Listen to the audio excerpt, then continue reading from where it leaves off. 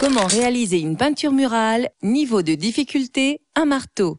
Couleur sage ou tonique, la peinture personnalise votre décoration intérieure. Quand les murs sont bien préparés, la mise en peinture est assez rapide. Vous aurez besoin de peinture.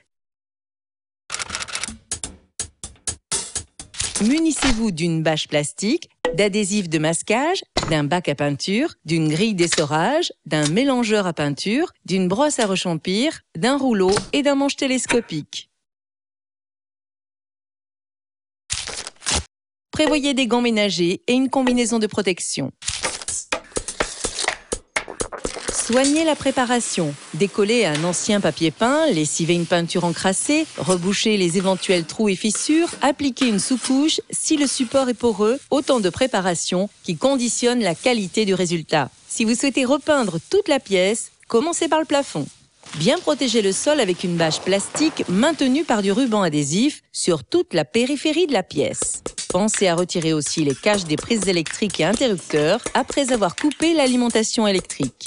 Délimitez les zones à peindre en protégeant les pourtours du plafond avec de l'adhésif de masquage et également les plinthes si elles doivent être peintes d'une teinte différente. Les peintures acryliques et alkydes conviennent à toutes les pièces sèches de la maison et il existe des qualités adaptées aux pièces humides, résistantes aux vapeurs d'eau et de graisse. Côté aspect, le mat, le satiné et le brillant se déclinent pour les pièces sèches. Pour les pièces d'eau, il faut privilégier l'aspect satiné ou brillant, plus facile à lessiver.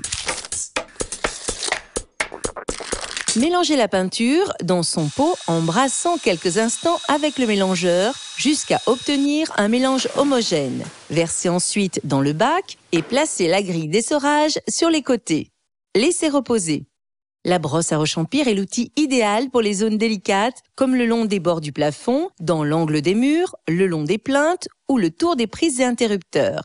Trempez la moitié des soies dans la peinture et essorez contre la grille. Peignez le long des bordures en longeant l'adhésif de masquage sans trop charger. Retirez les bandes à la fiche de la peinture. Chargez le rouleau. Trempez le manchon à moitié et répartissez la peinture en le roulant contre la grille d'essorage. Répétez l'opération si besoin. On peut éventuellement tailler le bord du rouleau. Travaillez par zone de 1 mètre carré en commençant par le haut du mur.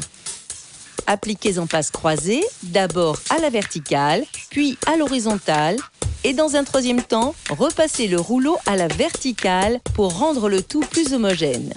À chaque nouvelle zone, chevauchez la bordure de la précédente pour fondre la reprise. À mesure de l'application, attendez qu'il ne reste presque plus de peinture sur le manchon pour le recharger. Une perche télescopique vous facilitera le travail sur des murs de grande hauteur. Si vous êtes droitier, commencez à peindre le mur en partant de la droite et inversement si vous êtes gaucher. Une simple précaution pour garder la surface non peinte du côté de la main restée libre, au cas où par mégarde, vous prendriez appui contre le mur. Une température moyenne de 18 degrés est idéale pour appliquer la peinture. S'il est important d'aérer la pièce, évitez cependant les courants d'air qui accélèrent le séchage et risquent de créer des marques de reprise.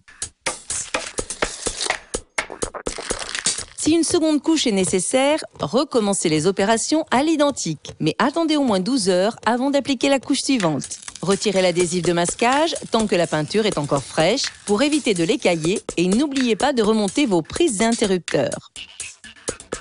Nettoyez brosse et rouleau sans attendre avec le type de solvant indiqué sur le conditionnement, eau ou white spirit. Murs unis ou coordonnés, laissez libre cours à vos talents créatifs pour réveiller votre intérieur. Une question, un doute, un conseil? Contactez le 0810 634 634.